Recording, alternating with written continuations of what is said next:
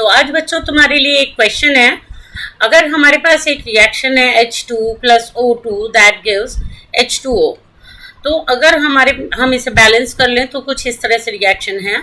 यहाँ पे अगर तुम्हें 16 ग्राम ऑक्सीजन दिया है तो 4 ग्राम हाइड्रोजन दिया है, अवेलेबल है इतना कि तुम्हें 16 ग्राम ऑक्सीजन अवेलेबल है और 4 ग्राम हाइड्रोजन अवेलेबल है इस रिएक्शन को कराने के लिए। तो तुमसे पूछा जाता है कि तुम्हारा आंसर क्या है, बताओ कि कितना वाटर बनेगा। कुछ बच्चे आंसर देने वाले हैं 20 ग्राम, कुछ बच्चे बोलने वाले हैं 18 ग्राम, कुछ बच्चे बोलेंगे 36 ग्राम और कुछ बच्चे क्या बोलने वाले हैं इसके लिए 34 ग्राम। कितना ऑक्सीजन हमारा बनेगा, ठीक है। तो ये हमें चेक करना है, तो ये कैसे चेक किया जाएगा, ठीक है। इसके लिए हम आगे क्या पढ़ने वाले हैं आज, मोल कंसेप्ट, ठीक है। तो जैसे तुम्हें पता है कि एटम जो होते हैं एक तो बहुत छोटे होते हैं, जिनको हम गिन नहीं सकते, जिनको हम देख नहीं सकते, जिनको हम तौल नहीं सकते, ठीक है।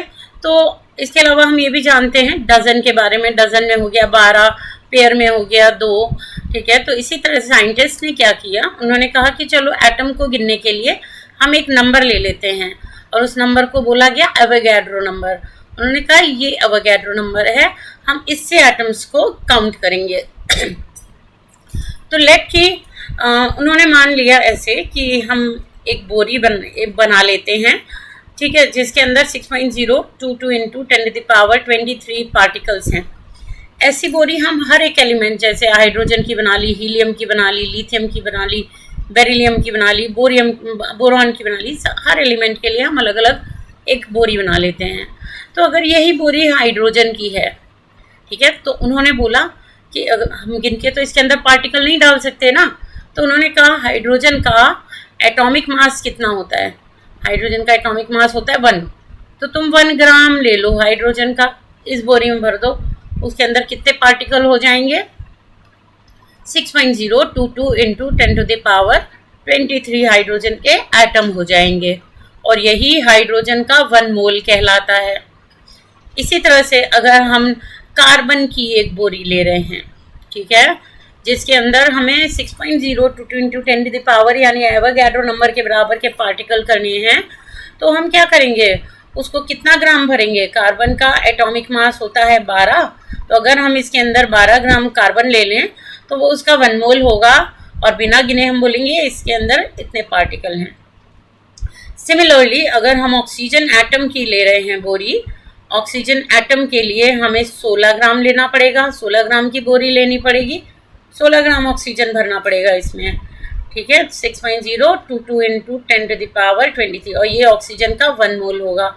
अगर हम एटम की जगह मॉलिक्यूल ले रहे हैं, मॉलिक्यूल की हम एक बोरी ले लें हाइड्रोजन के, तो इसके अंदर हमें 6.022 इंटू 10⁻23 हाइड्रोजन मॉलिक्यूल पाने के लिए 2 ग्राम H2 डालना पड़ेगा, तब ये 1 मोल हाइड्रोजन मॉलिक्यूल होगा।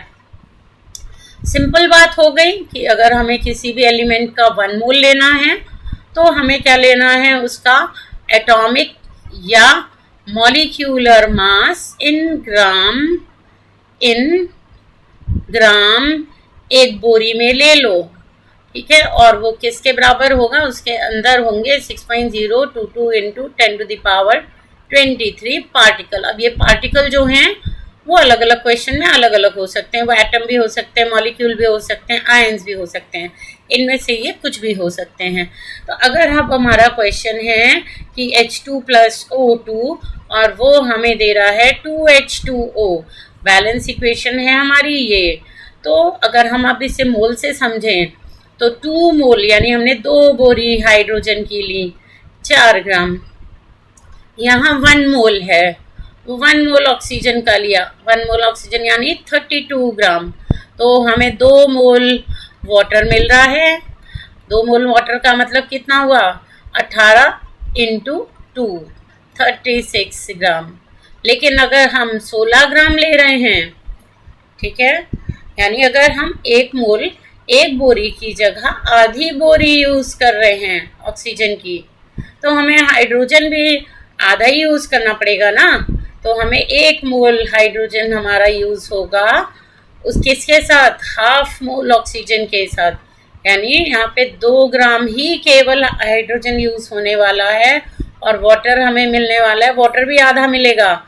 वाटर कितना मिलेगा, 1 बोरी यानी 1 मोल, 18 ग्राम वाटर मिलेगा। तो अगर एक चीज आधी हो गई तो सब चीजें आधी हो गई।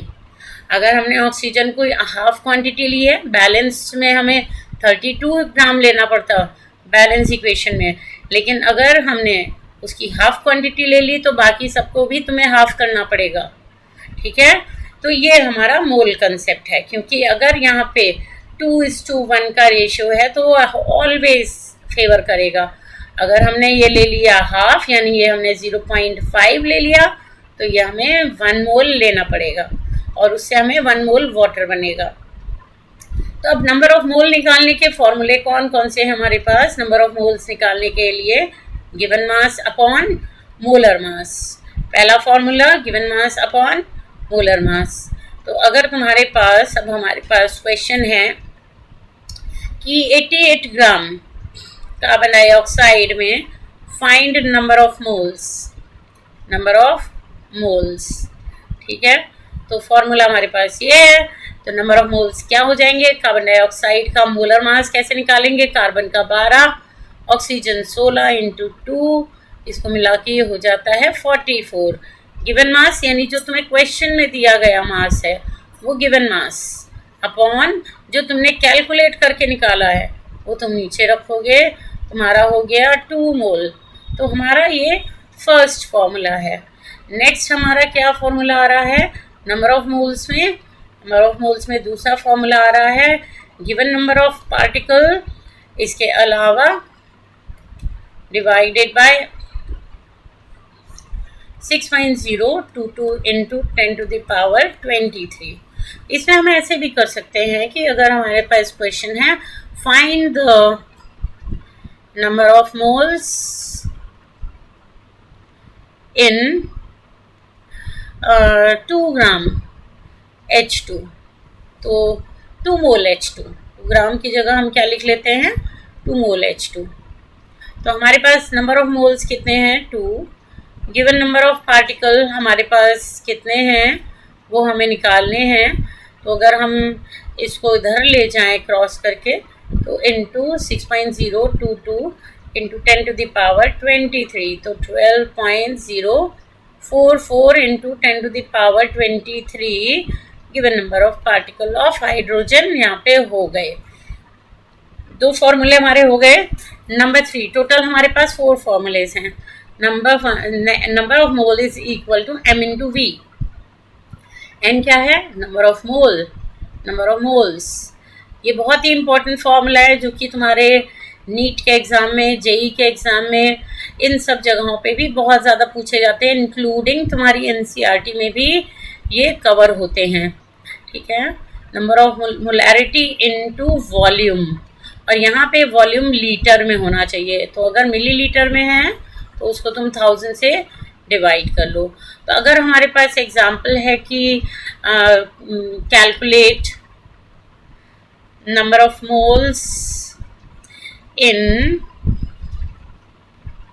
250 ml 2m HCl, तो यहाँ क्या दिया हुआ है, ये हमारे पास वॉल्यूम है, ये हमारे पास मोलैरिटी है, n is equal to m into we.